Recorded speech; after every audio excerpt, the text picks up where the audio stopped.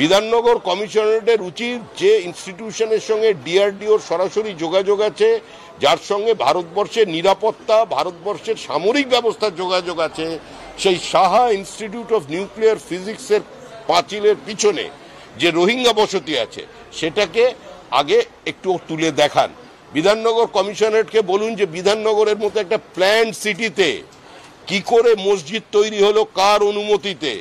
Bidhannagar commissionerate এই প্রশ্নের উত্তর দিন যে সমস্ত রীতি নীতি প্রথা ভেঙে দিয়ে ইতিহাস সৃষ্টি করলেন যে এবারের আমাদের দোলের দিনে বিভিন্ন জায়গাকে নো এন্ট্রি করে দিলেন কিছু মানুষের সুবিধা করার জন্য। আগে এগুলো কেন করেছিলেন? বিধাননগর কমিশনারেটকে বলুন যে আপনাদের এই তার কমিশনারেটের মধ্যে যে পুকুর বুঝিয়ে অঙ্গনওয়াড়ি স্কুল ভেঙে বাড়ি তৈরি হচ্ছে সে ব্যাপারে নোটিশ যেগুলো কোর্টে আছে সেগুলোকে কমপ্লাই কেন করতে পারছেন না? ওসব হিংসাত্মক ভাষাটা যা খুঁজছেন, এসব গল্প আর পশ্চিমবঙ্গে এখন মানুষ নিচ্ছে না। মানুষ চাইছে একটাই কথা, বিসর্জন। জগন্নাথ দেব এসে গেছেন, চিন্তা করবেন না। মানুষ কোনো ব্যাপারে আর উৎসাহী নয়। মা কালী ফাইল নেয়নি। জগন্নাথ দেব পুরীতে বলে দিয়েছে যে আমার হাত থাকলেও আমি পারতাম না তোমাকে বাঁচাতে, অন্য ওকে ধরে নিয়ে এসছে। উনি এখন স্বেচ্ছা এসে গেছেন, কোনো চিন্তা নেই। জগন্নাথ দেবকে সাক্ষী রেখেই বঙ্গোপসাগরে 2026 তৃণমূলের বিসর্জন অনিবার্য। বাংলার মেধাবী ছেলেরা তারা বাইরে চলে যাচ্ছে, জয়েন্ট এন্ট্রান্সের ফল বেরোচ্ছে না, আগস্ট মাস হয়ে গেল, মাস শেষ হতে চললো, বাইরের কলেজে পড়ুয়ারা চলে যাচ্ছে। এখনো পর্যন্ত জয়েন্টের কোনো রেজাল্ট নেই, কোনো সদুত্তর পাওয়া যায় না। আরে প্রশ্ন তো আসল বিষয়টা কি, এত জটিলতাই আবার প্রশ্ন নেই। হিন্দুদের থেকে 10% কেটে ওবিসির মধ্যে ঢোকানো হবে, আর কোনো ধরনের সূচনা না দিয়ে, মানে কোনো ধরনের সার্ভে না করেই ঘরে বসে একটা লিস্ট তৈরি হবে সংখ্যালঘুদের 10% পাইয়ে দেওয়ার জন্য ওবিসির নামে। আসল বিষয় এটাই। আসল বিষয় হচ্ছে মুসলিম ব্লক ভোট। এ দিয়ে মুসলমানদেরও কোনো উপকার হবে না, সর্বনাশ হবে হিন্দুদের। এবার যারা এটাকে চাইছেন তারা তৃণমূলকে ভোট দেবেন, আর যারা এই অবস্থা থেকে মুক্তি পেতে চাইছেন তারা বিজেপিকে ভোট দেবেন। সোজা অঙ্ক এক। বাংলার মেধা বাইরে চলে যাবে, বাংলার মেধা বাইরে চলে যাবে। বাংলার ব্যাঙ্গালোরের দ্বিতীয় কথ্য ভাষা হয়ে গেছে বাংলা। বাংলার তো সবকিছুই বাইরে। এগিয়ে বাংলা না, এগিয়ে বাংলা মানে কি? মানে বাংলার থেকে এগিয়ে যাও, যেদিকে পারো, পশ্চিম উত্তর দক্ষিণ এগিয়ে যাও, এটাই তো এগিয়ে বাংলা। আর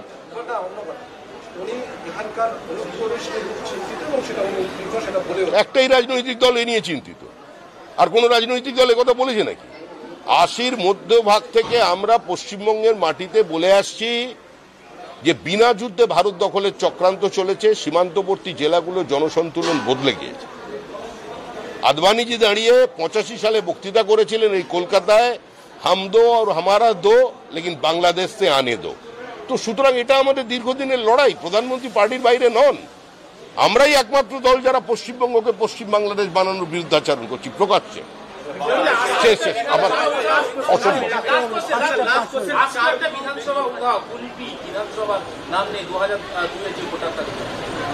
2002 বিধানসভার মধ্যে কুলপিটা নেই, নেই মানে সেটা কার ভুল? ভোটার তালিকা পাওয়া যাচ্ছে এসডি অফিস থেকে, পাওয়া যাচ্ছে এসডি অফিস থেকে পাওয়া যাচ্ছে না, তার মানে ওখানে কিছু একটা ব্যাপার আছে, ডায়মন্ড ছকে কিছু একটা হচ্ছে। সম্পর্ক ভারতের, সেই অবস্থায় তৃণমূল সাংসদের সিনেমা মুক্তি পাচ্ছে বাংলাদেশে। কোথায়? বাংলাদেশের একটা সিনেমা মুক্তি পাচ্ছে তৃণমূল সাংসদের। বাংলাদেশের সঙ্গে বর্তমানে যে সম্পর্ক আমাদের, তাতে কি ভারতীয় সিনেমা মুক্তি পাওয়া উচিত বাংলাদেশে? না না, এ নিয়ে আমাকে কেন প্রশ্ন করছেন? যারা মোমবাতি নিয়ে রাস্তায় বেরোন ওদেরকে জিজ্ঞেস করুন। সিদ্ধান্ত নিয়েছে আগামীকাল তারা এসএসসি অভিযান করবে।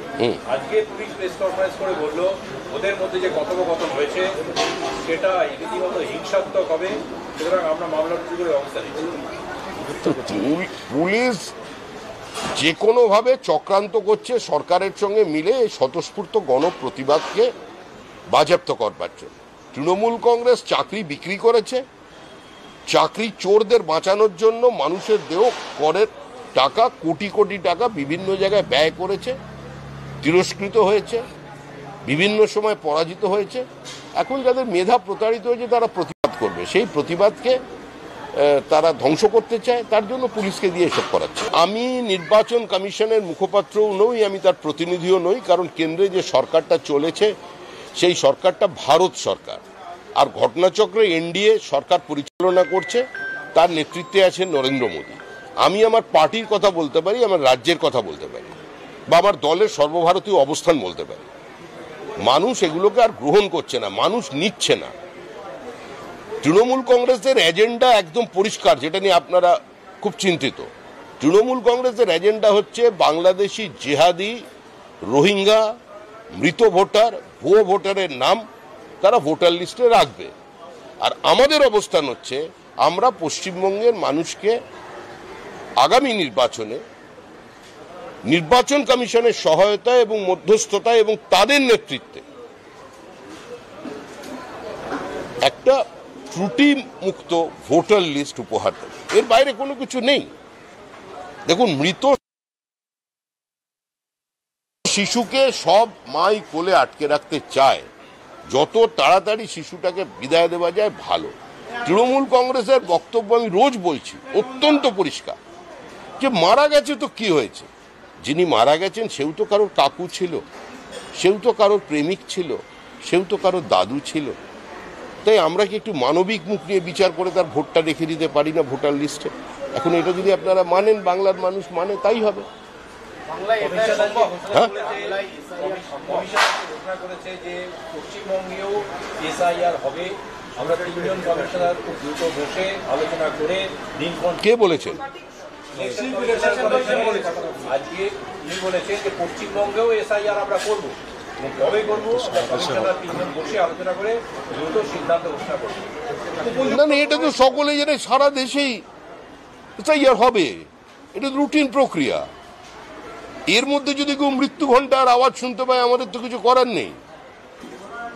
এসআইআর হবে, বাধা দিলে সেই বাধাকে গুঁড়িয়ে দিয়ে এসআইআর হবে। পশ্চিমবঙ্গের মানুষ এসআইআর চায়, পশ্চিমবঙ্গের মানুষ মুক্তি চায়, পরিত্রাণ চায়।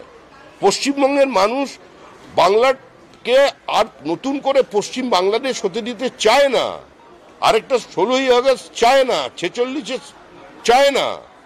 সুতরাং এখানে হবে, যে বাধা দেবে সে থাকবে না, আর বাধাটা দেবে দিতে পারবে না।